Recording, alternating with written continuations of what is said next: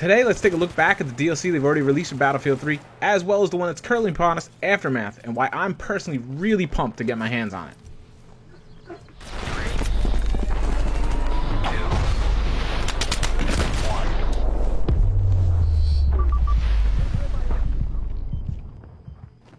Hey guys, how's it going? Corporate here, and today, like I said in the teaser, I want to take a look back at some of the DLC that's already been released for Battlefield 3.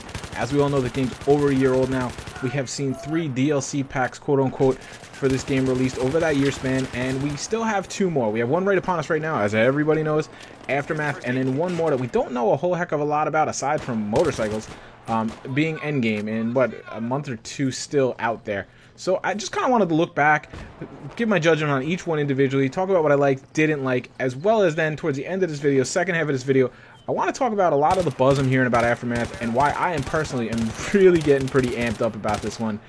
I tried to avoid it, but I have really high hopes for this DLC, and there's a lot of buzz and there's a lot of, you know, I want to say body language, that's obviously incorrect, from DICE itself that they are fairly confident in this one. So I'm going to get to that a little later. But first, let's take a look back. Obviously, the first DLC we got was Strike at Karkan. Now, this one's often overlooked. It's often forgotten because it was included in the game itself. All of us paid for it with the game. So it doesn't get the same kind of merit, I think, that it should. And we kind of just saw it as part of the original game. But truth be told, as we sit right now, I haven't played Aftermath, so I can't count that one yet. It is the best DLC that this game has seen thus far. 4 maps: Gulf of Oman, Strike at Karkan, Sharkey Peninsula, and Wake Island. Of the 4, I'm sorry, I liked 3 of them. I don't care for Wake Island at all. I just think it's, I don't like it. I don't quite understand why it's such a legendary map. Just doesn't play well for me and my personal style. Of the 4, my favorite was probably Strike at Karkan, followed by Sharkey Peninsula, then Gulf of Oman, and then, as I said, Wake Island. Basically, the reason I liked it so much, it brought urban combat. It had a mix of sightlines, both close quarters where you're kicking indoors, that type of thing, as well as long sightlines you had to avoid. You know, you're crossing the street, you kind of gritted your teeth, hope the sniper didn't get you.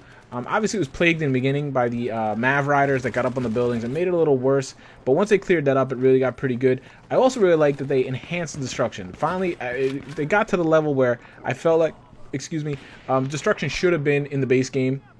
We saw some buildings could go down, blow up a lot more. Still not where I wanted it to be, but it was much better, much more dynamic. You had a lot more, you know, things at your disposal to take out campers and things like that. So I enjoyed Karkan a great deal. I think, let's say, had they switched up the order of the DLC, again, Karkan would have been much more appreciated if it was, say, the 3rd or 4th DLC. But since the base game was so terrific and we all really enjoyed that so much, and then that one came out about a month later, it was a little month, 6 weeks later maybe, I think we just kind of took it for granted and just kind of lumped it in with the base game. But it doesn't quite get the credit it deserves. And as of right now, it is my personal favorite. And I still love some of the maps in all game modes, frankly. The second one was obviously Close Quarters. You guys know, if you've been a long-time sub of mine, I did not care for Close Quarters. I had high hopes for it. I really thought it was going to be in my wheelhouse. It was going to be what I liked. I like gun-on-gun, tight fights, close quarters, urban fights, that kind of thing. I'm not a vehicle guy, not an air warfare guy. This one flopped for me. And it's a shame because it didn't have to. The maps, I felt like there was too many flank routes, too chaotic. It was also, the spawns I thought were very poor. It's unfortunate because both problems kind of magnified each other. You know, the bad maps with too many routes, it was too hard to predict where people were coming for. It was too hard to get a feel for the flow of the maps while you were playing them. Coupled with bad spawns, it was just too chaotic for me. I don't really understand why DICE didn't go back and patch some of these spawns. It doesn't seem like it'd be that hard a thing to do at this point. They've just shown no desire to do so, and I think the server population definitely is reflected by it. The one good, solid thing out of Close Quarters I felt were the guns. I thought the guns were pretty good. They definitely, you know, they're viable, they're usable. So I thought that was good for that. I didn't really care for, you know, I didn't like the game modes. I felt like they should have, you know, if they would have done Squad Rush in there, it could have been really good. It could have been really good. I just feel like DICE really dropped the ball. They missed the mark on that one. It's unfortunate. I wish I would have seen more support on it. We just didn't. The next one obviously was Armored Kill. As you all know, I didn't have high hopes for this one until kind of the last minute. This one for me was almost a bonus pack because it clearly was not catered to me. I'm not a vehicle guy, as I said before. this one, again, they just missed the ball. I feel like I could have been pleasantly surprised by this. For me, the AC-130 was a deal breaker. It just didn't have the Battlefield feel, being on rails. It was incredibly overpowered. It just had no place, especially in Rush. I didn't have as big a problem with it in Conquest, but in Rush, I just felt like it was terrible, and it really marred the game for me. There was a lot of obvious balance issues in this DLC. And I guess we should have expected that with it being so vehicle and armor centric. It's very hard to balance that out. The right number of vehicles, you know, the right number of defending vehicles, that kind of thing. I played with the maps are beautiful, man. They really were.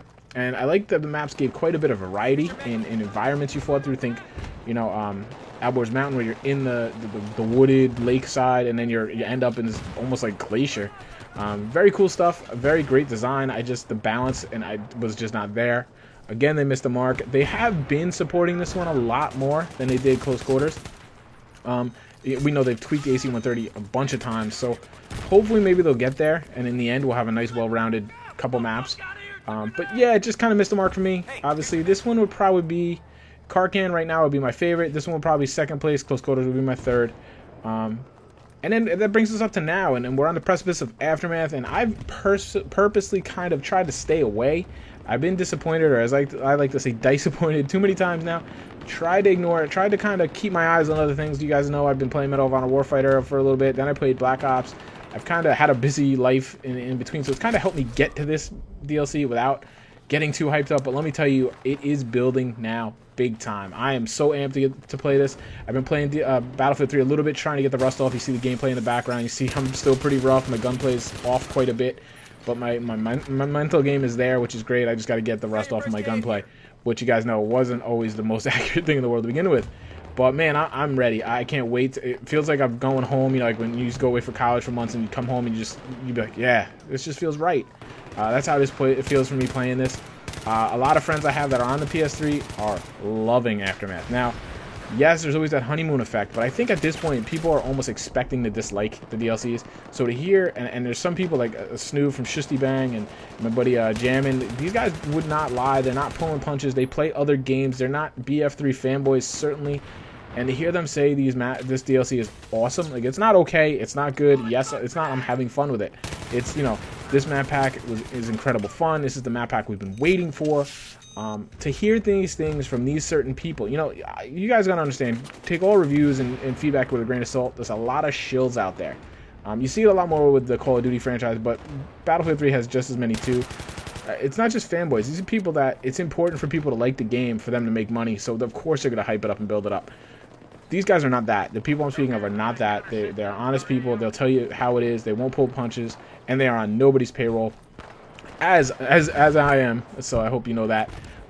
They're really liking it, and they're saying, you know, it's just everybody's telling me it's likened to Karkan is what I hear the most. Bazaar, I guess even Sen Crossing a little bit, which to me is awesome. Those are my favorite maps by far. I'm really excited for this. Supposedly, the other thing that's kind of getting me is, I tweet out to DICE employees, you know, Gustav Holling and these guys, and they're replying back, and they're talking about the DLC. They're not just, you know, explaining what they did, almost like justifying. No, they're talking about it, and that to me tells me they have a little bit of confidence in this one. They feel like they're on target. Let's hope they've learned from the other ones. You know, that just to me is kind of a little more icing on the cake, so to speak. That gives me a little more confidence. I was talking with Gustav Holling on Twitter this morning, back and forth a little bit, and he basically said the two of them are very infantry-centric. Two of them are more vehicle-heavy, but they all have that urban, close-quarter combat feel, which to me is awesome. Again, liken it to the Striker Karkan pack, where you have the infantry-centric fighting on the maps, but you also have, you know, if you come across a vehicle on those maps and there's a competent driver in them, they can be beasts. But what I like about these vehicles is you don't feel like you just got to pull your pants down and take it. You can shoot guys out of these vehicles. They tend to be more open, that kind of thing. So I really am looking forward to this one. You guys know I've kind of been down on Battlefield 3. I've kind of been burnt out. I've played the hell out of it. But man, I'm ready, and I'm really got some high hopes here. I'm hoping this is really going to get us re-energized, get us back in there. Scavenger mode sounds kind of cool, just something a little bit different. But man, I'm really ready to sink my teeth into this. And I get the feeling a lot of you guys are as well. As I post Black Ops 2 videos, you guys are kind of getting a little cranky with me, which I understand. But yeah, look forward to it, guys. The second this drops, I'm going to be all over it. I'm going to be posting a ton of videos. I'm going to be playing a ton. Going to probably, you know, put out some lobbies and stuff you guys can play with me, that kind of thing. So really looking forward to it. Going to try to maximize my fun on it, as I hope you guys are too. So once again, guys, if you, like always, if you listen this long, you enjoyed the video, please hit the like button. It helps me out a lot. Let me in the comments what you're most excited about. What are you guys hearing? And if you have played the game, if you have a PS3, please drop some feedback from me. I love hearing it from real gamers. So yeah, let me know what you like, if there's anything you don't like, and what you're most looking forward to, guys. So other than that, I hope you're having a good day. I will talk to you soon, and only a couple days away, alright? I'll talk to you soon, guys. Take care.